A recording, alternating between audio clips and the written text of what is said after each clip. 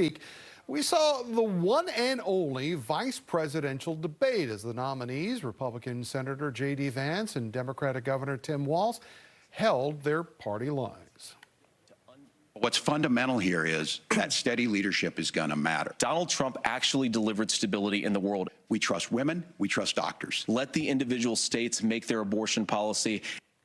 All right, so a little taste of what went on the other night between the vice presidential nominees. Joining us live this morning on the Hill, Molly Ball, as you know, is the senior political correspondent for the Wall Street Journal, and she's been covering this race very closely. Molly, let's just start off with what everybody's kind of been asking themselves for the last couple of days. What do you think of this thing? It was a very interesting vice presidential debate. Very substantive, very cordial, very different from the tone of most of the campaign so far. You had these two Midwestern dads who repeatedly found areas of agreement, repeatedly agreed on some of the problems that the next administration would have to tackle. I did think that the Republican vice presidential candidate, JD Vance, was stronger in articulating his argument, stronger in making the case that the ticket that he is on, the Donald Trump candidacy, had a vision for solving the problems and blaming the current administration, continually saying, you know, if you don't like what's going on in the country, you have to hold Kamala Harris accountable for that because she is currently in the White House, whereas the Democratic vice presidential candidate, Tim Walz, had a harder time articulating the argument for his candidacy. And the fact that Kamala Harris was in this position 4 years ago as the vice presidential candidate and now is on the top of the ticket shows you how important these debates can be because the vice president is a heartbeat away from the presidency. For his part, though, JD Vance seemed to have a hard time saying that Donald Trump lost the last election. Tim Walz delivered the line that a lot of people quoted that night, saying that that was a damning answer. How big of an issue is that for voters that the Republican ticket can still not acknowledge the results of the election 4 years ago? Clearly, some voters are going to find that a very important and, as Tim Walz said, damning moment that JD Vance, like Donald Trump himself, cannot acknowledge the truth about the 2020 election. And we know that Trump continues to be fixated on that. That was a moment, however, that came near the very tail end of the debate. And most of the voters, particularly swing voters who tuned into this debate, may not have still been watching at that point. And I think overall we see that while voters certainly don't like Trump's conduct after the last election and during January 6th and so on, the most important issues to voters are pocketbook issues. The most important issue, particularly for independent voters or undecided voters, is the economy.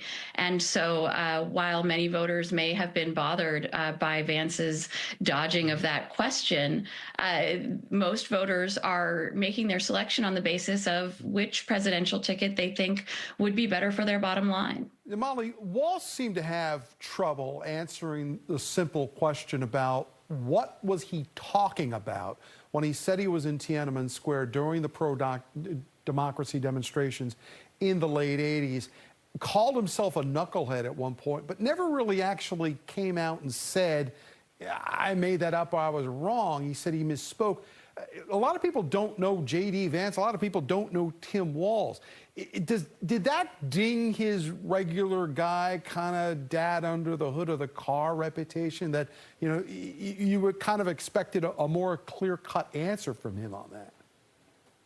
I think that's right. I think in a situation where both of these candidates are basically introducing themselves to the country, they're both new to the national stage, and voters are looking to evaluate their authenticity, their believability, and I think both men damaged their credibility to some extent. Walz, by not being able to explain why he, in his own words, misspoke about when exactly he was in Hong Kong and China in 1989. Why not just come out and say, it was a long time ago, I got the dates wrong? Instead, said, he sort of meandered around and, as you said, called himself a knucklehead. And it's not the only time that he's had trouble explaining what seems to be a straightforward misstatement or fumble with words. Vance as well repeatedly depicted the Trump presidency as a time of peace and prosperity and calm and stability. And I think those of us who lived through Trump being president don't necessarily remember it that way. So people who were getting their first taste of JD Vance in this debate might have questions about his credibility as well. I do think that overall, the fact that the debate was so cordial was probably a positive introduction for both of these men. And we did see that in the snap polls after the VP debate, both JD Vance and Tim Walz's approval ratings went up because voters were introduced to them in this setting where they were both, for the most part, substantive and cordial in their responses to questions. Look, for a lot of people, it was nice to see people not go after each other in a political debate like it was a steel cage match again. So, so there's value in that. I tend to agree with you that these debates matter, for the vice presidency. Well, we've seen recently why vice presidents matter. The big question as we head into this election, though, Molly, does this sway anybody in their vote?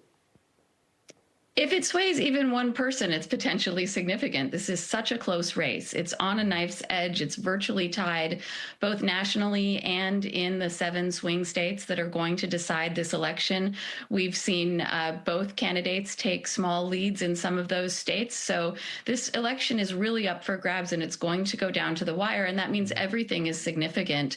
I think both candidates, because there are no more debates on the schedule, because there are no more of these sort of tentpole events that bring the campaigns together and give voters a way to contrast them with each other, both campaigns are going to be spending the next few weeks trying to seize momentum, trying to seize the attention of voters because they know how close it is and because they know that anything is potentially decisive in an election that is this close. She is Molly Ball, the senior political correspondent for the Wall Street Journal. Molly, always a pleasure to have you on this program. We thank you. Thank you, Tom.